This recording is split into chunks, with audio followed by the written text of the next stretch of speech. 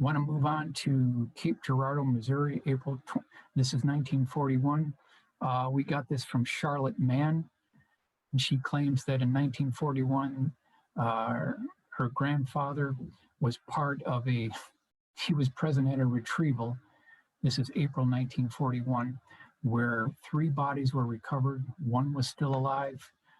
The civilians got to the site before the military. Later, the policemen and fire officers got there. 1 was still alive. They reported some of the crash retrieval. There was a hull breach on the craft where some of the interior configurations were seen. There were, you could call it a display screen with buttons and levers and dials. That was identified. There were some burning fire locations in the back section. And then there was some military that finally got there. Now, we did an illustration of what the Reverend William Hoffman saw. He was over one of the bodies, and he got there just about a minute before this thing expired. He later went home that night and described the entire scene, and he never spoke about it again at that point. Now, while all this is going on, there were photographers that were actually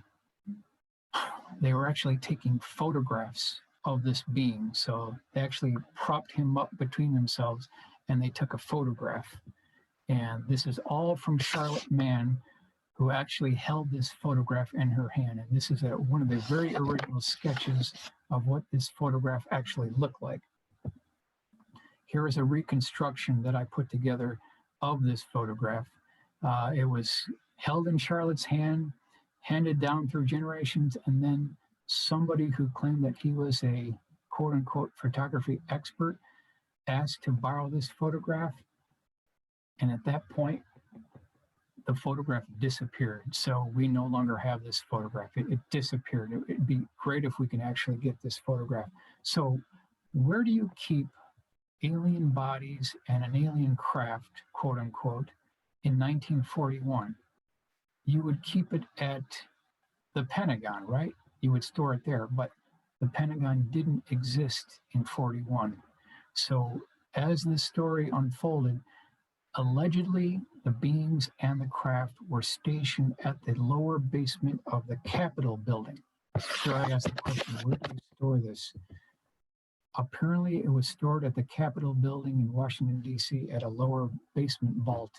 And you can see here, you've got the crates, you've got portions of the craft and the beings that were said to have been kept in this vitreous humor chemical preserving fluid in these glass jars.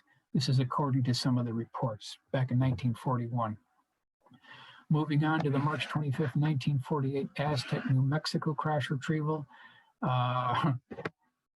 Suzanne Ramsey and Scott did all the legwork on this. Okay, so we're at the Aztec, New Mexico crash. This is March 25th, 1948. Here's the location of where the crash actually took place. It's about 12 miles down Hart Canyon Road. And what does the scene actually look like? What are we dealing with here? If this is true, right? How do we prove this? According to Scott and Suzanne Ramsey, the craft was 99.9 feet in diameter. It had 3 decks. There was an upper dome that had these cylindrical or elliptical windows that people could see inside. There was a midsection that had these, you could call it cordoned off or quarantined areas. Then there was a bottom dome at the lower section at this location. Now, people that have gone to the crash site, including Scott and Suzanne Ramsey and other investigators, said that there is a concrete pad, which I reproduced here in this drawing, that was 39 inches by 39 inches by 9 inches thick, that was probably poured by the U.S. military to hoist this craft up and then eventually transport it to Los Alamos. That's what's talked about by Scott and Suzanne Ramsey. Here's what it looked like, ladies and gentlemen. Now, according to Scott and Suzanne Ramsey, since this is like vintage 1948 timeframe, helicopters were very rare at the time. So the U.S. military did one orbit of the scene and departed. And some of the oil field workers who got to the scene before the military said that they didn't know what was stranger, Was it the craft or the helicopter? So you can see they climbed up on the rim of the disc. They walked all the way to the dome. They looked inside the craft itself, and I'm going to show the interior here as we move along.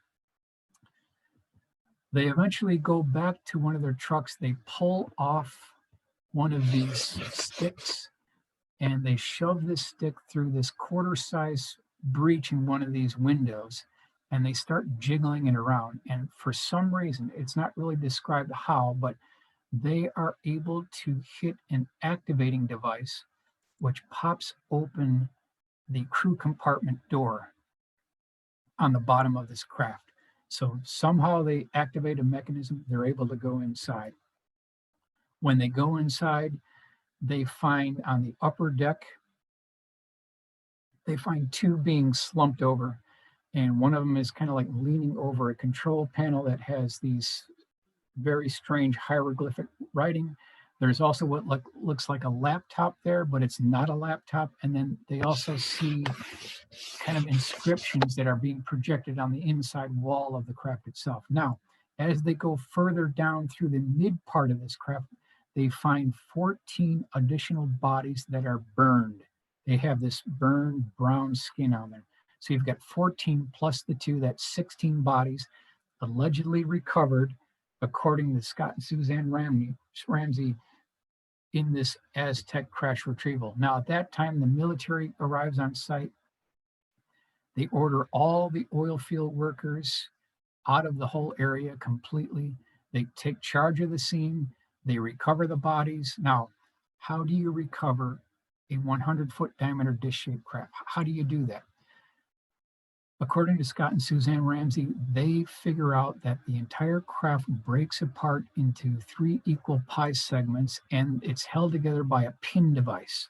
So what they end up doing, ladies and gentlemen, is they divide this craft into 3 equal pie segments. They drag these pie segments over the desert. They put these on waiting lowboy tractor trailers, and they move the entire operation to Los Alamos, where allegedly it's reverse engineered from there. Bodies are probably brought there as well, but that's according to the Scott and Suzanne Ramsey. And here you can see the tractor trailers moving it out. This is during the retrieval operation. They're getting everything ready and moving it to Los Alamos. So this is 1948, after Roswell. So that's the book that describes it in great detail. Now, moving on to the 1953, this is a forced landing. This is not a crash retrieval. This is a forced landing, May 18th, 1953. This is according to Harry Drew, 30 feet in diameter, it's 14 feet tall. It has a ribbed outer circumference and then a hatch or door at the lower portion of the craft as well. Again, I want to make a point that this is not a crash retrieval because this craft came down intact completely. 3 human-looking beings were recovered. This is the location of where it took place. You can see that they originally flew a flight of instruments and pilots, well, actually scientists, to Phoenix. You can see the map right here. Once they got to Phoenix, they were joined by a group of others for a total of 40, and then they took this 3-hour trip on a bus with blacked out windows into this dusty, deserted area of Kingman, Arizona, where they went off the bus according to their expertise. That's according to Harry Drew. When they got there, this is what the scene looked like. It was kind of really dark at night, very early in the morning. They had floodlights. The craft was tipped up at about a 15-degree, 20-degree angle. They had tents set up at the time. And some of the human investigators that tried to enter this craft got sick because there was something going on with the internal propulsion system that was still on. They asked the beings to turn this propulsion system off. They got within the craft itself. At that point, they put this thing on one of these dragon wagon tank transporters. And here's where the story gets really strange. According to Harry Drew, they had to cross the Colorado River.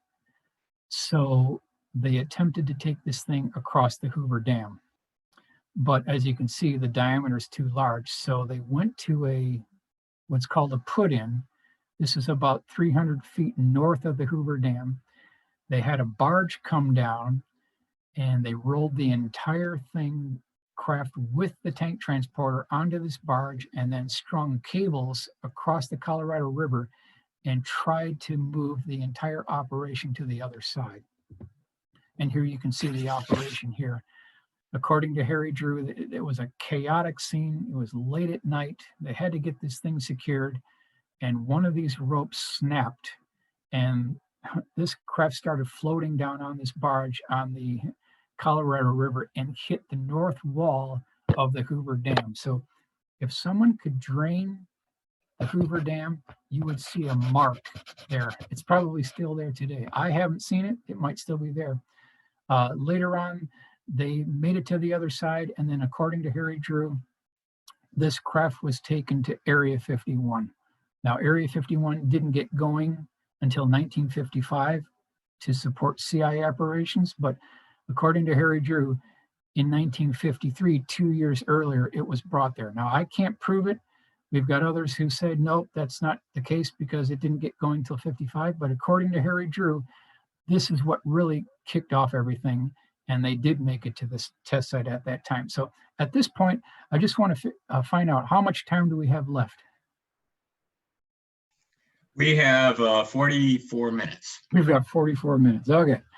We'll continue going here. This is an enlargement of what this scene looked like.